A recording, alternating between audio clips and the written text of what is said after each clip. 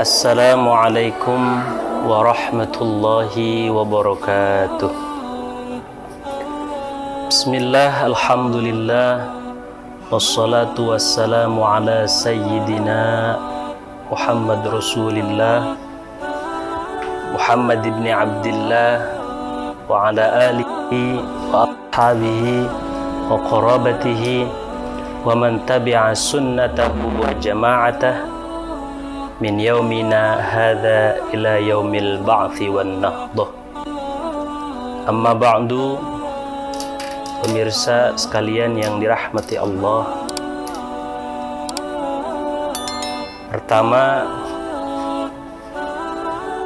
kita sebagai umat manusia, makhluk ciptaan Allah, marilah kita selalu senantiasa banyak-banyak bersyukur kepada Allah Subhanahu wa Ta'ala atas limpahan nikmat yang begitu luar biasa, nikmat yang begitu banyak Allah berikan kepada kita semua yang tidak akan mampu kita hitung. Wa in ta'uddu ni'matallahi la tuhsuha. Dan jika kamu menghitung nikmat Allah, niscaya kamu tidak akan mampu menghitungnya. Oleh karena itu, tugas kita bukan untuk menghitung nikmat, tapi untuk mensyukuri setiap nikmat yang telah Allah berikan kepada kita. Dan dengan rasa syukur ini, Allah akan tambah kenikmatan kita. La in syakartum la azidannakum wa la in kafartum inna azabi lasyadid. Jika kamu bersyukur, maka akan aku tambah kenikmatanmu, tapi jika kamu kufur, sesungguhnya siksaku sangatlah pedih. Pemirsa sekalian yang dirahmati Allah, kedua kalinya salawat beserta salam marilah kita senantiasa curahkan dan limpahkan kepada junjungan kita, Nabi Agung, Nabi besar, Nabi Muhammad sallallahu alaihi wasallam. Berkat beliaulah kita bisa mengenal agama Islam, berkat beliaulah kita bisa tahu mana yang hak dan mana yang batil, dan berkat beliaulah kita tahu kemana jalan menuju Allah Subhanahu wa Ta'ala. Pemirsa yang dirahmati Allah, pada kesempatan yang mulia ini, di bulan yang suci ini, bulan Ramadan, marilah kita sama-sama terus tingkatkan kualitas ibadah kita. Kita tingkatkan kualitas ketakwaan dan keimanan kita kepada Allah Subhanahu wa Ta'ala. Karena ketakwaan kita, keimanan kita, itu adalah akan menjadi bekal terbaik kita menuju perjalanan panjang, menuju akhirat, dan nanti akan berjumpa dengan Allah Subhanahu wa Ta'ala. Wa tazawwadu fa inna khairaz zadit taqwa taquni ya ulil albab. Dan berbekallah kalian, karena sesungguhnya bekal terbaik menuju Allah Subhanahu wa Ta'ala adalah dengan takwa. Dan takwalah kalian kepadaku, kata Allah, wahai orang-orang yang berfikir, ya ulil albab. Pemirsa yang dirahmati Allah, salah satu bentuk ketakwaan yang bisa kita wujudkan, yang bisa kita usahakan dan bisa kita upayakan di bulan suci Ramadan ini, mari kita jadikan setiap aktivitas yang kita lakukan ini bernilai ibadah di sisi Allah Subhanahu wa Ta'ala. Karena kita tahu, kita sadar betul, kita sebagai makhluk diciptakan oleh Allah Subhanahu wa Ta'ala ke muka bumi ini tidak lain tidak bukan tujuannya agar beribadah kepada Allah Subhanahu wa Ta'ala. Wa ma khalaqtul jinna wal insa illa liya'budun. Dan tidaklah aku ciptakan jin dan manusia melainkan agar mereka beribadah kepada Allah Subhanahu wa Ta'ala. Namun para hadirin sekalian yang dirahmati Allah, bentuk ibadah seperti apakah yang dimaksud? Maka untuk menjawab pertanyaan ini, tentu kita bisa membuka khazanah-khazanah Islam Di sana dijelaskan bahwa sejatinya ibadah itu ada dua kategori, yaitu ada ibadah mahdhah dan ada ibadah ghairu mahdhah. Yang pertama, ibadah mahdhah. Ibadah mahdhah itu ibadah murni. Artinya segala aktivitas, segala kegiatan yang memang sadari awal itu merupakan suatu ibadah yang dibentuk atau didesain untuk bagaimana kita menghambakan diri kepada Allah Subhanahu wa Ta'ala, seperti sholat, zakat, puasa, haji. Kesemuanya itu sudah diatur tuntunannya, waktu-waktunya, tempatnya, dan lain sebagainya sudah diatur oleh Allah Subhanahu wa Ta'ala. Ini yang dinamakan ibadah mahdhah.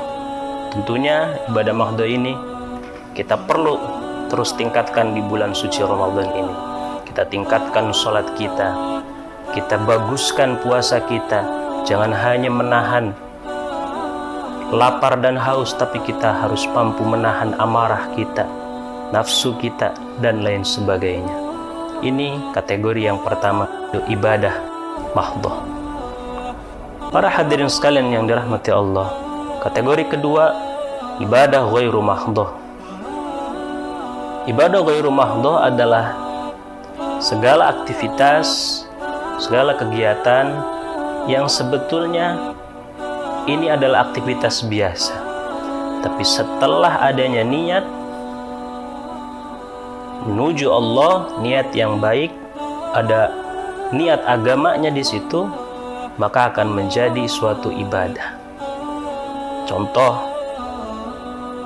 para bapak sebagai kepala keluarga tiap hari berangkat kerja menuju ke tempat kerjanya.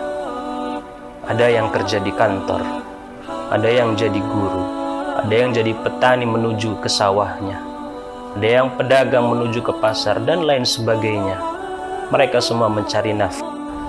Ketika aktivitas yang terlihat seperti seakan-akan ini adalah aktivitas duniawi, mencari laba, mencari keuntungan, mencari materi, tapi kalau diniatkan ini adalah untuk mencari nafkah, agar bisa menghidupi anak istri, agar bisa menyekolahkan anak, agar bisa mempesantrenkan anak, maka ini akan bernilai ibadah di sisi Allah Subhanahu wa Ta'ala.